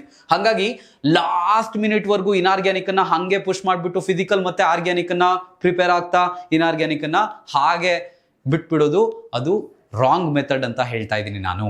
So don't study like JEE ಅಂದ್ರೆ two deep questions, in depth questions ಅನ್ನ ಕೇಳಲ್ಲ ಕಂಡ್ರೋ CET ನಲ್ಲಿ. ಬೇಕಿದ್ರೆ ನೀವು ಒಂದು 5-6 years ಕ್ವಶನ್ ಪೇಪರ್ ಅನ್ನ ರಿವೈಸ್ ಮಾಡಿದ್ರೆ, ಸಾಲ್ವ್ ಮಾಡಿಬಿಟ್ರೆ ನಿಮಗೆ ಗೊತ್ತಾಗುತ್ತೆ ಯಾವ ಕ್ವಶನ್ಸ್ ಯಾವ ಟಾಪಿಕ್ ಮೇಲೆ ಎಷ್ಟು ಲೆವೆಲ್ ಅಲ್ಲಿ ಇರುತ್ತೆ ಅಂತ. ತುಂಬಾ ಡೀಪ್ ಲೆವೆಲ್ ಆಗಿ ಅಥವಾ ಇನ್ ಡೆಪ್ತ್ ಕ್ವಶನ್ಸ್ ಅನ್ನ ಕೇಳಲ್ಲ. ಸೊ ಹಂಗಾಗಿ ತುಂಬಾ ಸಿಂಪಲ್ ಆಗಿರುವಂಥದ್ದು ಒಂದಷ್ಟು ಕ್ವಶನ್ಸ್ ಅನ್ನ ರಿಪೀಟೆಡ್ ಅಥವಾ ರಿಲೇಟೆಡ್ ಕ್ವಶನ್ಸ್ ಅನ್ನ ನೀವು ಸಾಲ್ವ್ ಮಾಡಿಬಿಟ್ರೆ ನಿಮಗೆ KCET ಅಲ್ಲಿ ಸ್ಕೋರಿಂಗ್ ಅನ್ನೋದು ತುಂಬಾ ಈಸಿ. ಸೊ ಇಷ್ಟು ನಾರ್ಮಲಿ ನೀವು ಮಿಸ್ಟೇಕ್ಸ್ ಮಾಡುವಂತ ಏನು ಪಾಯಿಂಟ್ಸು ಅದನ್ನ ನಾನು ಹೇಳಿದ್ದೀನಿ. ಯಾವ ಪಾಯಿಂಟ್ಸ್ ಅನ್ನು ಕರೆಕ್ಟ್ ಆಗಿ ನೋಡ್ಕೊಳ್ಳಿ, ಯಾವುದು ಮಿಸ್ಟೇಕ್ ಮಾಡದೇ ಇರೋ ತರ ಪ್ರಾಕ್ಟೀಸ್ ಮಾಡಿ, ಸ್ಟ್ರಾಟಜೀಸ್ ಮಾಡಿ ಅಂತ. ಹಾಗಾದ್ರೆ ಏನ್ ಸರ್ ಅದು ಸ್ಟ್ರಾಟಜೀಸು ಹಂಗೆ ಹಿಂಗೆ ಅಂತೆಲ್ಲ ಹೇಳ್ತಿದ್ರ, ಏನ್ ಮಾಡ್ಬೇಕು ನಾವು ನೋಡ, ಏನ್ ಸ್ಟ್ರಾಟಜೀಸ್ ಮಾಡಬೇಕು, ಹೇಗೆ ವರ್ಕ್ ಮಾಡಬೇಕು. ಸೊ ಫೈನಲ್ ಸ್ಟ್ರಾಟಜಿ ಸಮ್ಮರೀಸ್ ಅಂತಂದ್ರೆ, ನಾನು ಏನು ಈಗ ಹೈ ವೇಟೇಜು, ಮ್ಯಾಕ್ಸಿಮಮ್ ವೇಟೇಜ್ ಮತ್ತೆ ಆವರೇಜ್ ವೇಟೇಜ್ ಅಂತ ಕನ್ಸಿಡರ್ ಮಾಡಿದ್ದೆ, ಅದರಲ್ಲಿ you may get around 12 to 14 chapters. ಹಾಗಾದ್ರೆ ಫಸ್ಟು ಆ 12 to 14 ಚಾಪ್ಟರ್ಸ್ ಏನಿರುತ್ತೆ ಅದನ್ನ ಕವರ್ ಮಾಡ್ಕೊಳ್ಳಿ. ಇಲ್ಲಿ ನಾನು ಸುಮ್ಮನೆ ರ್ಯಾಂಡಮ್ ಆಗಿ 10 to 12 by considering maximum weightage chapters ಮತ್ತೆ ಸಮ್ ಚಾಪ್ಟರ್ಸ್ ಇನ್ ಆವರೇಜ್ ವೇಟೇಜ್ ಅದನ್ನು ಕೂಡ ಕನ್ಸಿಡರ್ ಮಾಡಿ 10 to 12 ಅಂತ ಹಾಕಿದ್ದೀನಿ. ಬಟ್ ನೀವು ಕೆಮಿಸ್ಟ್ರಿ ಅಂತ ಬಂದಾಗ ಒಂದು 14 ಚಾಪ್ಟರ್ಸ್ ಅನ್ನ ಕಂಪಲ್ಸರಿ ಪ್ರಿಪೇರ್ ಆಗ್ಲೇಬೇಕಾಗುತ್ತೆ. ಬಿಕಾಸ್ ಮಿನಿಮಮ್ ಅಂತಂದ್ರೂ 2 questions 3 questions ಈ ತರ 2 questions ಎಕ್ಸ್ಪೆಕ್ಟ್ ಮಾಡ್ತಾ ಇದೀವಿ ಅಂತಂದ್ರೂ ಅದನ್ನ ನಾನು ಆವರೇಜ್ ವೈಟೇಜ್ ಅಂತ ಹಾಕಿರ್ತೀನಿ, ಗೊತ್ತಾಗ್ತದೆ ಅಲ್ವಾ. ಸೊ ಹಾಗಾಗಿ ಒಂದು 12 to 14 ಮ್ಯಾಕ್ಸಿಮಮ್ ವೈಟೇಜ್ ಮತ್ತೆ ಆವರೇಜ್ ವೈಟೇಜ್ ಇರುವಂತ ಚಾಪ್ಟರ್ಸ್ ಏನ್ ಲಿಸ್ಟ್ ನಾವು ಪ್ರೊವೈಡ್ ಮಾಡಿದ್ವಿ ಅದನ್ನ ಫಸ್ಟ್ ಕಾನ್ಸಂಟ್ರೇಟ್ ಮಾಡಿ ಸಾಲ್ವ್ ಮಾಡಿ, ಅದನ್ನ ಪ್ರಿಪೇರ್ ಆಗಿ. Solve PYQs repeatedly. ನೋಡ್ರೋ, whenever you will get a time, ಆ ಟೈಮನ್ನ ಈ 1 month ಅಲ್ಲಿ ವೇಸ್ಟ್ ಮಾಡೋದಕ್ಕೆ ಹೋಗಬೇಡಿ. ಹಾಗಾದ್ರೆ ಆ ಟೈಮನ್ನ ಏನ್ ಮಾಡೋದು, ನಿಮ್ಗೆ ಯಾವ ಸಬ್ಜೆಕ್ಟು ಯಾವ ಚಾಪ್ಟರು ನಿಮಗೆ ಟೈಮ್ ಸಿಕ್ಕಾಗೆಲ್ಲ ಅದರಲ್ಲಿ ಪ್ರೀವಿಯಸ್ ಇಯರ್ ಕ್ವಶನ್ಸು ಅಥವಾ ಮೋಸ್ಟ್ ರಿಪೀಟೆಡ್ ಕ್ವಶನ್ಸು ಅಥವಾ ಯಾವುದಾದ್ರೂ ಇಂಪಾರ್ಟೆಂಟ್ ಟಾಪಿಕ್ಸು ಈ ಥರದನ್ನೆಲ್ಲ ನೀವು ನೋಡ್ತಾ ಇದ್ರೆ ನಿಮಗೆ PYQs ಅನ್ನ ರಿಪೀಟೆಡ್ಲಿ ಸಾಲ್ವ್ ಮಾಡ್ತಾ ಇದ್ರೆ ಅಥವಾ ಆ ಟಾಪಿಕ್ ಮೇಲೆ ಇಂಪಾರ್ಟೆಂಟ್ ಟಾಪಿಕ್ ಮೇಲೆ ಕ್ವಶನ್ಸ್ ಅನ್ನ ಸಾಲ್ವ್ ಮಾಡ್ತಾ ಇದ್ರೆ ನೋಡಿ, ಆ ಟಾಪಿಕ್ ಕರೆಕ್ಟ್ ಆಗಿ ನಮಗೆ ಬಿಲ್ಡ್ ಆಗೋಗ್ತಾ ಹೋಗುತ್ತೆ. ಆ ಟಾಪಿಕ್ ಮೇಲೆ ಯಾವ ತರ ಕ್ವಶನ್ಸ್ ಅನ್ನ ಅವ್ರು ಫ್ರೇಮ್ ಮಾಡಿದ್ರು ನಾವು ಈಸಿಲಿ ನಾವೇನ್ ಮಾಡ್ಬೋದು ಅದನ್ನ ಸಾಲ್ವ್ ಮಾಡ್ಬೋದು. Revise NCERT 3 to 4 times. ನಾನು ಆಲ್ರೆಡಿ ಹೇಳಿದ್ದೀನಿ, ಇದಕ್ಕೆ ನೀವು ಶಾಕ್ ಆಗೋದು ಬೇಡ. ಬಿಗಿನಿಂಗ್ ಇಂದಾನೆ ಫಸ್ಟ್ PUC ಇಂದಾನೆ ನೀವು NCERT ನ ಫಾಲೋ ಮಾಡ್ಕೊಂಡು ಬಂದಿದ್ರೆ, NCERT ನ ರೆಫರ್ ಮಾಡ್ಕೊಂಡು ಬಂದಿದ್ರೆ, ಈಗ ನೀವು ಜಸ್ಟ್ ಹಾಗೆ ಅದನ್ನ ಪೇಜಸ್ ಟರ್ನ್ ಮಾಡಿ ಏನೆಲ್ಲ ಪಾಯಿಂಟ್ಸ್ ತುಂಬಾ ಇಂಪಾರ್ಟೆಂಟ್ ಅಂತ ಹೇಳುತ್ತೆ ಅಥವಾ ಅಂಡರ್ಲೈನ್ ಮಾಡ್ಕೊಂಡಿರ್ತೀರಾ ಅಥವಾ ಮಾರ್ಕರ್ ಯೂಸ್ ಮಾಡಿರ್ತೀರಾ, ಯಾವ್ದೆಲ್ಲ ಪಾಯಿಂಟ್ಸ್ ನೀವು ಮತ್ತೆ ಒಂದ್ಸರಿ ರೀಕಾಲ್ ಮಾಡಿಕೊಂಡು ಒನ್ಸ್ ಅದನ್ನ ರಿವೈಸ್ ಮಾಡ್ಕೊಳ್ಳಿ. ದಟ್ ಈಸ್ ವೆರಿ ಹೆಲ್ಪ್ಫುಲ್ ನಾನು ಹೇಳೋದಾದ್ರೆ. ಸೊ ಇವಾಗ ನಾನು NCERT ಓದ್ತೀನಿ ಅಂತಂದ್ರೆ ಸರ್ ಬೇಡ, ನೀವು NCERT ಕ್ವಶನ್ಸ್, ಇಂಟೆಕ್ ಕ್ವಶನ್ಸ್ ಅನ್ನ ಸಾಲ್ವ್ ಮಾಡ್ಕೊಳ್ಳಿ. NCERT ಎಕ್ಸಾಂಪ್ಲರ್ ಬುಕ್ಸ್ ಬರುತ್ತೆ, ಆ ಎಕ್ಸಾಂಪ್ಲರ್ ಬುಕ್ ಅಲ್ಲಿರುವಂತಹ ಕ್ವಶನ್ಸ್ ಅನ್ನ ಸಾಲ್ವ್ ಮಾಡ್ಕೊಳ್ಳಿ. That will be helpful. ಇವಾಗ ನಾವು ಬಿಗಿನಿಂಗ್ ಇಂದ NCERT ಓದ್ತೀವಿ ಅಂತಂದ್ರೆ ಇಟ್ಸ್ ಡಿಫಿಕಲ್ಟ್, ಇದು ಪೀಕ್ ಟೈಮು. ಈಗ ಸುಮ್ಮನೆ ಟೈಮ್ ವೇಸ್ಟ್ ಮಾಡೋದು ಬೇಡ. ಇಂಟೆಕ್ಸ್ ಕ್ವಶನ್ಸ್ ಮತ್ತೆ NCERT ಎಕ್ಸಾಂಪ್ಲರ್ ಅನ್ನ ನೀವು ಸಾಲ್ವ್ ಮಾಡ್ಬೋದು. ಯಾರೆಲ್ಲ ಆಲ್ರೆಡಿ ಓದಿರ್ತೀವಿ NCERT ಬುಕ್ಸ್ ಅಂತಂದ್ರೆ ಒನ್ಸ್ ರಿವೈಸ್, ರೀಕಾಲ್ ಮಾಡಿ ಅದನ್ನ ಮತ್ತೆ ಒಂದ್ಸರಿ ಪ್ರಿಪೇರ್ ಆಗಿ ಒಂದ್ಸರಿ ಗ್ಲಾನ್ಸ್ ಮಾಡ್ಕೊಳ್ಳಿ, ಅದನ್ನ ಹೇಳಿದ್ದೀನಿ. Practice MCQs daily. ಮಾಡ್ತಿರೋದೇ MCQ ಟೆಸ್ಟು. CET ನಲ್ಲಿ MCQs ಇರುತ್ತೆ, ಯಾವುದು ಡಿಸ್ಕ್ರಿಪ್ಟಿವ್ ಇರಲ್ಲ. ಹಾಗಾದ್ರೆ ಮ್ಯಾಕ್ಸಿಮಮ್ ನಂಬರ್ ಆಫ್ ಕ್ವಶನ್ಸ್ ಅನ್ನ ನೀವು ಸಾಲ್ವ್ ಮಾಡ್ತಾ ಇದ್ರೆ ಮ್ಯಾಕ್ಸಿಮಮ್ ಮಾರ್ಕ್ಸ್ ಅನ್ನ ನಿಮಗೆ ಸಿಗುತ್ತೆ. ಡೈರೆಕ್ಟ್ಲಿ ಪ್ರೊಪೋರ್ಷನಲ್ ಅಷ್ಟೇ. ನೀವು ಎಷ್ಟು ಹಾರ್ಡ್ ವರ್ಕ್ ಮಾಡಿರ್ತೀರಾ, ಎಷ್ಟು ಸಬ್ಜೆಕ್ಟ್ ನ ಕಂಪ್ಲೀಟ್ ಆಗಿ ಪ್ರಿಪೇರ್ ಆಗಿರ್ತೀರಾ, ಈಕ್ವಲ್ ಅಮೌಂಟ್ ಅಥವಾ ಈಕ್ವಲ್ ಕ್ವಾಂಟಿಟಿ ಆಫ್ ಮಾರ್ಕ್ಸ್ ನಿಮಗೆ ರಿಫ್ಲೆಕ್ಟ್ ಆಗ್ತಾ ಇರುತ್ತೆ. ಗೊತ್ತಾಗ್ತದೆ ಅಲ್ವಾ? ಹಾಗಾಗಿ MCQs ಅನ್ನ ಯಾವಾಗೆಲ್ಲ ಟೈಮ್ ಸಿಗುತ್ತೆ ಡೈಲಿ ಅದನ್ನ ಪ್ರಾಕ್ಟೀಸ್ ಮಾಡ್ತಾನೆ ಇರಿ. ಇಲ್ಲಿ ಪ್ರಾಕ್ಟೀಸ್ ಡೈಲಿ ಅಂತ ಹಾಕಿದೀನಿ, ಹವರ್ಲಿನೋ ಮಿನಿಟ್ಲಿ ಅಂತನೋ ಹಾಕಿರ್ಬೇಕಾಗಿತ್ತು. ಸೊ ನಿಮ್ಗೆ ಇದು ತುಂಬಾ ಪೀಕ್ ಟೈಮ್, ಹಂಗಾಗಿ ಆ ತರ ಹೇಳ್ತಾ ಇರ್ತೀನಿ. ನೆಕ್ಸ್ಟ್ ಏನ್ ಮಾಡ್ಬೋದು ನಾವು ನೋಡಿ, ನಿಮ್ಗೆ ಈ ಫೈನಲ್ ಸ್ಟ್ರಾಟಜಿ ಅಥವಾ ಒನ್ ಲೈನ್ ಸ್ಟ್ರಾಟಜಿನ ನಾನು ಹೇಳೋದಕ್ಕಿಂತ ಮುಂಚೆ ನಾವೀಗ ಅಪ್ಕಮಿಂಗ್ ವಿಡಿಯೋಸ್ ಅಲ್ಲಿ ಯಾವ್ದೆಲ್ಲ ಅಪ್ಲೋಡ್ ಮಾಡ್ಬೋದು ಅಥವಾ ಏನೆಲ್ಲ ಟಾಪಿಕ್ಸ್ ಅನ್ನ ನಾವು ಕವರ್ ಮಾಡ್ಬೋದು. ನಿಮ್ಗೆ ಈಗ ನಾನು ಚಾಪ್ಟರ್ ವೈಸ್ ಯಾವುದೋ ಒಂದು ಚಾಪ್ಟರ್ ತಗೊಂಡು ಅದರಲ್ಲಿ ಒಂದು 30-40 ಕ್ವಶನ್ಸ್ ಅನ್ನ ಸಾಲ್ವ್ ಮಾಡ್ತಾ ಇದ್ದೀನಿ ಅಂತಂದ್ರೆ ಈಗ that is not the right time. ನಿಮ್ಗೆ ಯಾವ್ದು ಯೂಸ್ ಆಗುತ್ತೆ ಹಾಗಾದ್ರೆ ನೋಡಿ, ಒಂದಷ್ಟು ಟಾಪಿಕ್ಸ್ ಕಂಪಲ್ಸರಿ ಟಾಪಿಕ್ಸ್ ಇರುತ್ತೆ ಕಣ್ರು. ಆ ಟಾಪಿಕ್ಸ್ ಮೇಲೆ ನಾನು ಒಂದಷ್ಟು ಕ್ವಶನ್ಸ್ ಅನ್ನ ನಾವು ಸಾಲ್ವ್ ಮಾಡೋದಾಗಿರ್ಬೋದು. ಆ ಸಾಲ್ವ್ ಮಾಡುವಾಗ ಯಾವ್ದಾದ್ರು ಒಂದಷ್ಟು ಶಾರ್ಟ್ ಕಟ್ಸ್ ಇರ್ಬೋದು, ಅಥವಾ ಅದನ್ನ ಇನ್ನೂ ಸಿಂಪಲ್ ಆಗಿ ಡೈರೆಕ್ಟ್ ಒನ್ ಶಾರ್ಟ್ ಅಲ್ಲಿ ಸಾಲ್ವ್ ಮಾಡುವಂತ ಟ್ರಿಕ್ಸ್ ಇರ್ಬೋದು. ಆ ತರ ಟ್ರಿಕ್ಸ್ ಜೊತೆಗೆ ಎಲಿಮಿನೇಷನ್ ಮೆಥಡ್. ಕೆಲವೊಂದು ಟಾಪಿಕ್ಸ್ ಅಲ್ಲಿ ಏನ್ ಗೊತ್ತಾ, ಕೆಲವೊಂದು ಕ್ವಶನ್ಸ್ ಅಲ್ಲಿ ಕಂಪಲ್ಸರಿ ಈ ಔಟ್ ಆಫ್ 4 ಆಪ್ಷನ್ಸ್ ನಮ್ಗೆ ಈ 2 ಆಪ್ಷನ್ ಅಥವಾ 3 ಆಪ್ಷನ್ ಬರಲ್ಲ ಅಂತ ಗೊತ್ತಾಗ್ಬಿಡುತ್ತೆ. ಆ 3 ಆಪ್ಷನ್ ಅನ್ನ ರಿಮೂವ್ ಮಾಡ್ಬಿಡಿ, ಇನ್ನೊಂದೇ ಉಳ್ಕೊಳ್ಳೋದು, ಅಥವಾ 2 ಆಪ್ಷನ್ ಅನ್ನ ರಿಮೂವ್ ಮಾಡಿ ಇನ್ನೆರಡು ಅಷ್ಟೇ ಆಪ್ಷನ್ಸ್ ಉಳ್ಕೊಂಡಿರುತ್ತೆ. ಅದರಲ್ಲಿ ನಾವು ಪ್ರೆಡಿಕ್ಟ್ ಮಾಡೋದು ಅಥವಾ ಸಾಲ್ವ್ ಮಾಡೋದು ಈಸಿ ಆಗುತ್ತೆ. ಸೊ ಈ ತರ ಎಲಿಮಿನೇಷನ್ ಮೆಥಡ್ ಇರ್ಬೋದು, ಈ ತರದನ್ನೆಲ್ಲ ನಾವು ತಿಳಿಸ್ಕೊಡ್ತಾ ಇರ್ತೀವಿ. ಜೊತೆಗೆ ಅಪ್ಕಮಿಂಗ್ ವಿಡಿಯೋಸ್ ಅಲ್ಲಿ ಪ್ರೀವಿಯಸ್ ಇಯರ್ ಕ್ವಶನ್ಸ್ ನಾವೇನು ಡಿಸ್ಕಸ್ ಮಾಡ್ತೀವಲ್ವಾ, ಅದನ್ನ ಒನ್ಸ್ ನೀವು ರೆಕಾರ್ಡೆಡ್ ವಿಡಿಯೋಸ್ ಅಥವಾ ನಾವೇನು ಅಪ್ಲೋಡ್ ಮಾಡಿರ್ತೀವಿ ಆ ವಿಡಿಯೋಸ್ ಅನ್ನ ನೋಡೋದು, ಜೊತೆಗೆ ನೀವು ಕೂಡ ಓನ್ ಆಗಿ ಅದನ್ನ ಸಾಲ್ವ್ ಮಾಡಿದ್ರೆ ನಿಮ್ಗದು ಈಸಿಲಿ ಅರ್ಥ ಆಗುತ್ತೆ. ಜೊತೆಗೆ ಲಾಂಗ್ ಟರ್ಮ್ ಅಲ್ಲಿ ಅದು ನಿಮ್ಮ ಮೆಮೊರಿನಲ್ಲಿ ಸೇವ್ ಆಗುತ್ತೆ. ಅದು ಇಂಪಾರ್ಟೆಂಟ್. ಬರೀ ವಿಡಿಯೋಸ್ ನೋಡೋದು ಅಥವಾ ನಾವು ಕ್ಲಾಸ್ ಎಕ್ಸ್ಪ್ಲೈನ್ ಮಾಡಿರ್ತೀವಿ ಅದನ್ನ ನೋಡಿದ್ರು ನಿಮ್ಗೆ 50% ಅಷ್ಟೇ ಅರ್ಥ ಆಗಿರುತ್ತೆ ಕಂಡ್ರೋ. ಇನ್ 50% ಹೆಂಗ್ ಅರ್ಥ ಆಗುತ್ತೆ, ನೀವು ಕೂತ್ಕೊಂಡು ಓನ್ ಆಗಿ ಸಾಲ್ವ್ ಮಾಡಬೇಕು. ಸಾಲ್ವ್ ಮಾಡಿದ್ರೆ ನಿಮ್ಗದು 100% ಕ್ಲಿಯರ್ ಆಗುತ್ತೆ. ಅದನ್ನ ಪ್ರಾಕ್ಟೀಸ್ ಮಾಡಿದ್ರೆ ತುಂಬಾ ಒಳ್ಳೇದಿರುತ್ತೆ. ಓಕೆ, ಹಾಗಾದ್ರೆ ತುಂಬಾ ಸಿಂಪಲ್. ನಿಮ್ಗೆ KCET-ನೋ ನೀಟೋ JEO ಅಪ್ಕಮಿಂಗ್ ಎಕ್ಸಾಮ್ಸ್ ಏನಿರುತ್ತೆ ಆ ಎಕ್ಸಾಮ್ಸ್ ಬಗ್ಗೆ ಕಂಪ್ಲೀಟ್ ಇನ್ಫಾರ್ಮೇಶನ್ ಆಗಿರ್ಬೋದು, ಡೀಟೇಲ್ಸ್ ಇರ್ಬೋದು, ಅಥವಾ ಯಾವ್ದಾದ್ರು ಇಂಪಾರ್ಟೆಂಟ್ ಡೇಟ್ಸ್ ಇರ್ಬೋದು, ಇದನ್ನೆಲ್ಲ ನಿಮ್ಗೆ ಇನ್ಫಾರ್ಮೇಶನ್ಸ್ ಅನ್ನ ನಮ್ಮ ವಾಟ್ಸಪ್ ಚಾನಲ್ ಅಲ್ಲಿ ಅಥವಾ ಟೆಲಿಗ್ರಾಮ್ ಚಾನಲ್ ಅಲ್ಲಿ, ಯೂಟ್ಯೂಬ್ ಚಾನಲ್ ಅಲ್ಲಿ ರೆಗ್ಯುಲರ್ ಆಗಿ ಅಪ್ಡೇಟ್ ಮಾಡ್ತಾ ಇರ್ತೀವಿ. ಅದನ್ನು ಕೂಡ ನೀವು ಫಾಲೋ ಮಾಡ್ತಾ ಇರಿ. ಜೊತೆಗೆ ಅದನ್ನ ಲೈಕ್ ಮಾಡ್ತಾ ಇರಿ. ಸಬ್ಸ್ಕ್ರಿಪ್ಷನ್ ಆಗಿ ನಿಮ್ಗೆ ಫ್ರೀ ಆಫ್ ಕಾಸ್ಟ್ ಅಲ್ಲಿ KCET-ಗೆ ಮೆಟೀರಿಯಲ್ಸ್ ಕೂಡ ಪ್ರೊವೈಡ್ ಮಾಡ್ತಾ ಇರ್ತೀವಿ. ಸೊ ಆ ವಾಟ್ಸಪ್ ಮತ್ತೆ ಟೆಲಿಗ್ರಾಮ್ ಚಾನಲ್ ಲಿಂಕ್ ನ ನಾವು ವಿಡಿಯೋ ಡಿಸ್ಕ್ರಿಪ್ಷನ್ ನಲ್ಲಿ ಹಾಕಿರ್ತೀವಿ. ಅದನ್ನ ಹೋಗಿ ಒನ್ಸ್ ಅದನ್ನ ಓಪನ್ ಮಾಡಿ ಅದನ್ನ ಯುಟಿಲೈಸ್ ಮಾಡ್ಕೊಳ್ಳಿ. ನಿಮ್ಗೆ ತುಂಬಾ ಯೂಸ್ ಆಗುವಂತ ಮೆಟೀರಿಯಲ್ಸ್ ಇರ್ಬೋದು ಅಥವಾ ವಿಡಿಯೋಸ್ ಇರ್ಬೋದು, ಅದನ್ನೆಲ್ಲ ಶೇರ್ ಮಾಡ್ತಾ ಇರ್ತೀವಿ. ಸೊ ಹಾಗಾಗಿ ಅದನ್ನ ಒಂದು ಸಬ್ಸ್ಕ್ರೈಬ್ ಮಾಡ್ಕೊಳ್ಳಿ. ಜೊತೆಗೆ ಒನ್ ಲೈನ್ ಸ್ಟ್ರಾಟಜಿ ಅಂತ ಹೇಳಿದ್ದೆ. ಆರ್ಗ್ಯಾನಿಕ್ ಕೆಮಿಸ್ಟ್ರಿ ಅಂತ ಬಂದ್ರೆ ಮ್ಯಾಕ್ಸಿಮಮ್ ನಾವು ಕವರ್ ಮಾಡಬೇಕಾಗಿರುವಂತ ಟಾಪಿಕ್ಸ್ ಬಂದು ನೇಮ್ಡ್ ರಿಯಾಕ್ಷನ್ಸ್. ಎಲ್ಲಾ ನೇಮ್ಡ್ ರಿಯಾಕ್ಷನ್ಸ್ ಅನ್ನ ಒನ್ಸ್ ಕುತ್ಕೊಂಡು ಹಾಗೆ ನೇಮ್ ಬರ್ಕೊಂಡು ಹೋಗಿರಿ. ಆ ಎಲ್ಲಾ ನೇಮ್ಡ್ ರಿಯಾಕ್ಷನ್ಸ್ಗೆ ರಿಯಾಕ್ಟೆಂಟ್ ಯಾವ್ದು ಬರುತ್ತೆ, ಪ್ರಾಡಕ್ಟ್ ಯಾವ್ದಿರುತ್ತೆ, ಕ್ಯಾಟಲಿಸ್ಟು ಅಥವಾ ಯಾವ್ದಾದ್ರು ಇಂಪಾರ್ಟೆಂಟ್ ರಿಯಾಕ್ಷನ್ ಕಂಡೀಷನ್ಸ್ ಏನಿದೆ ಅದನ್ನೆಲ್ಲ ನೋಡ್ಕೊಂಡು ಕಂಪ್ಲೀಟ್ ನೇಮ್ಡ್ ರಿಯಾಕ್ಷನ್ಸ್ ಅನ್ನ ಪಕ್ಕ ಆಗ್ಬಿಡಿ ಫಸ್ಟು. ಸೊ ನಿಮ್ಗೆ ಒಂದಷ್ಟು ಮಾರ್ಕ್ಸ್ ಕಂಪಲ್ಸರಿ ಅಂತ ಫಿಕ್ಸ್ ಆಗ್ಬಿಡುತ್ತೆ. ಮೆಕ್ಯಾನಿಸಮ್ಸ್, ಯಾವ್ದೆಲ್ಲ ಮೆಕ್ಯಾನಿಸಮ್ಸ್ ಅನ್ನ ನಾವು ಓದಿರ್ತೀವಿ ಫಸ್ಟ್ PU ಮತ್ತೆ ಸೆಕೆಂಡ್ PU ನಲ್ಲಿ, ಎಲ್ಲ ಮೆಕ್ಯಾನಿಸಮ್ಸ್ ಗೊತ್ತಿರ್ಲಿ. ನೋಡಿ, ಸೆಕೆಂಡ್ PU ಅಂತ ಬಂದಾಗ SN1 ಮೆಕ್ಯಾನಿಸಮ್ ಓದಿರ್ತೀರಾ, SN2 ಮೆಕ್ಯಾನಿಸಮ್ ಓದಿರ್ತೀರಾ, alkene to alcohol, alcohol to alkene, ಮತ್ತೆ ಆಲ್ಕೋಹಾಲ್ ಟು ಈಥರು, ಮತ್ತೆ ಫಸ್ಟ್ PU ಅಂತ ಬಂದ್ರೆ electrophilic substitution reaction, chlorination of methane, ಈ ತರ ಫ್ರೀ ರಾಡಿಕಲ್ ಸಬ್ಸ್ಟಿಟ್ಯೂಷನ್ ಇರ್ಬೋದು. ಈ ತರದೆಲ್ಲ ಒಂದಷ್ಟು ಮೆಕ್ಯಾನಿಸಮ್ಸ್ ಅನ್ನ ಹೇಳ್ಕೊಟ್ಟಿರ್ತೀವಿ. ಆ ಮೆಕ್ಯಾನಿಸಮ್ ಬರೀ ರಿಯಾಕ್ಷನ್ ಅಷ್ಟೇ ಅಲ್ಲ, ಮೆಕ್ಯಾನಿಸಮ್ಗೆ ಕಂಡೀಷನ್ಸ್ ಏನು, characteristic features of those mechanism ಏನಿರುತ್ತೆ, ಡಿಫ್ರೆನ್ಸಸ್ ಏನ್ ಬರುತ್ತೆ. ಫಾರ್ ಎಕ್ಸಾಂಪಲ್ ಈಗ SN1 SN2 ಅಂದ್ರೆ ಏನ್ ಡಿಫ್ರೆನ್ಸು, ಏನ್ ಕ್ಯಾರೆಕ್ಟರಿಸ್ಟಿಕ್ ಫೀಚರ್ಸು, ಅದನ್ನ ನೋಡ್ಕೊಳ್ಳಿ ಕರೆಕ್ಟ್ ಆಗಿ. ಕಂಡೀಷನ್ಸ್ ವೆರಿ ಇಂಪಾರ್ಟೆಂಟ್, ಅದನ್ನ ನೋಡ್ಕೋತಾ ಇರಿ. ಬರೀ ರಿಯಾಕ್ಷನ್ಸ್ ಪ್ರಾಕ್ಟೀಸ್ ಮಾಡೋದಲ್ಲ, ರಿಯಾಕ್ಷನ್ ಕಂಡೀಷನ್ ಮತ್ತೆ ಕ್ಯಾಟಲಿಸ್ಟ್ ಏನಿರುತ್ತೆ, ರಿಯೇಜೆಂಟ್ಸ್ ಏನ್ ಯೂಸ್ ಮಾಡಿರ್ತೀವಿ, ಅದ್ರದ್ದು ಫಂಕ್ಷನ್ ಏನಿರುತ್ತೆ ಅದು ಕೂಡ ತುಂಬಾ ಇಂಪಾರ್ಟೆಂಟ್ ಇರುತ್ತೆ. ಅದನ್ನ ಕಾನ್ಸಂಟ್ರೇಟ್ ಮಾಡಿ. Reasoning type of questions probably physical properties ಮೇಲೆ like boiling point, melting point, solubility, state, ಈ ಥರದ ಕ್ವಶನ್ಸ್ನ ನಮಗೆ ಫಿಸಿಕಲ್ ಪ್ರಾಪರ್ಟೀಸಲ್ಲಿ ರೀಸನಿಂಗ್ ಟೈಪ್ ಆಫ್ ಕ್ವಶನ್ಸನ್ನ ಎಕ್ಸ್ಪೆಕ್ಟ್ ಮಾಡ್ಬೋದು. ಇದು ಬಿಟ್ಟರೆ ಯಾವುದಿರುತ್ತೆ sir? Acidic nature, basic nature, ಈ ಥರ ತುಂಬ ರೀಸನಿಂಗ್ ಟೈಪ್ ಆಫ್ ಕ್ವಶನ್ಸನ್ನು ನಿಮ್ಮ ಟೀಚರ್ಸ್ ಡಿಸ್ಕಸ್ ಮಾಡಿರ್ತಾರೆ. ಅದನ್ನು ಕೂಡ ನಾವಿಲ್ಲಿ ಕಾನ್ಸಂಟ್ರೇಟ್ ಮಾಡಬೇಕಾಗತ್ತೆ. ಇನ್ನು ಕೆಲವೊಂದು ಟೆಸ್ಟ್ಸ್. ಏನು ಟೆಸ್ಟು? ಡಿಫ್ರೆನ್ಶಿಯೇಟಿಂಗ್ ಟೆಸ್ಟ್ ಇರ್ಬೋದು, ಅಥವಾ ಟೆಸ್ಟ್ ಯಾವುದೋ ಒಂದು ಪರ್ಟಿಕ್ಯುಲರ್ ರಿಯಾಕ್ಷನ್ಸ್ಗೆ ಟೆಸ್ಟ್ ಇರುತ್ತೆ. ಟೆಸ್ಟ್ ಫಾರ್ ಅನ್ಸ್ಯಾಚುರೇಷನ್ನು, ಟೆಸ್ಟ್ ಫಾರ್ ಆಲ್ಡಿಹೈಡ್ಸ್ ಕೀಟೋನ್ಸು, ಅಥವಾ ಟೆಸ್ಟ್ ಫಾರ್ ಐಡೋಫಾರ್ಮ್ ಟೆಸ್ಟ್ ಅಂತ ಹೇಳಿರ್ತೀವಿ, ಲೂಕಾಸ್ ರಿಯೇಜೆಂಟ್ ಟೆಸ್ಟ್ ಅಂತ ಹೇಳಿರ್ತೀವಿ, ಹಿನ್ಸ್ಬರ್ಗ್ ರಿಯೇಜೆಂಟ್ ಟೆಸ್ಟ್ ಅಂತ ಹೇಳಿರ್ತೀವಿ. ಈ ಥರ ಡಿಫ್ರೆನ್ಶಿಯೇಟಿಂಗ್ ಟೆಸ್ಟು, ಐಡೆಂಟಿಫಿಕೇಶನ್ ಟೆಸ್ಟು, ಒಂದಷ್ಟು ಟೆಸ್ಟ್ ಇರುತ್ತೆ. ಅದನ್ನು ನೋಡ್ಕೊಳ್ಳಿ. ಜೊತೆಗೆ ಇಂಪಾರ್ಟೆಂಟ್ ರಿಯೇಜೆಂಟ್ಸ್ ಅಂತಲೇ ಒಂದಷ್ಟು ಲಿಸ್ಟ್ ಆಫ್ ರಿಯೇಜೆಂಟ್ಸನ್ನು ನಾವು ಅಪ್ಲೋಡ್ ಮಾಡೋದಕ್ಕೆ ಟ್ರೈ ಮಾಡ್ತೀವಿ. Even that is also very important. ಯಾವ ರಿಯೇಜೆಂಟನ್ನು ಯಾವ ರಿಯಾಕ್ಷನಲ್ಲಿ, ಯಾವ ಟೈಪ್ ಮೆಕ್ಯಾನಿಸಮಲ್ಲಿ ನಾವು ಯೂಸ್ ಮಾಡ್ತೀವಿ, ಈವನ್ ಅದು ಕೂಡ ತುಂಬ ಹೆಲ್ಪ್ಫುಲ್ ಆಗುತ್ತೆ. ಅದನ್ನು ನೋಡ್ಕೋತಾ ಇರಿ ಮಕ್ಕಳು. ಇದು ಆರ್ಗ್ಯಾನಿಕ್ ಅಂತ ಬಂದರೆ. What about inorganic? ಇಲ್ಲಿ ಏನು ಬರುತ್ತೆ ನಮಗೆ ನೋಡಿ. ಇನ್ಆರ್ಗ್ಯಾನಿಕ್ ಅಂತ ಹೇಳಿದ ತಕ್ಷಣ ಒಂದಷ್ಟು ಥಿಯರೀಸ್ ನಿಮಗೆ ಗೊತ್ತಿರುತ್ತೆ.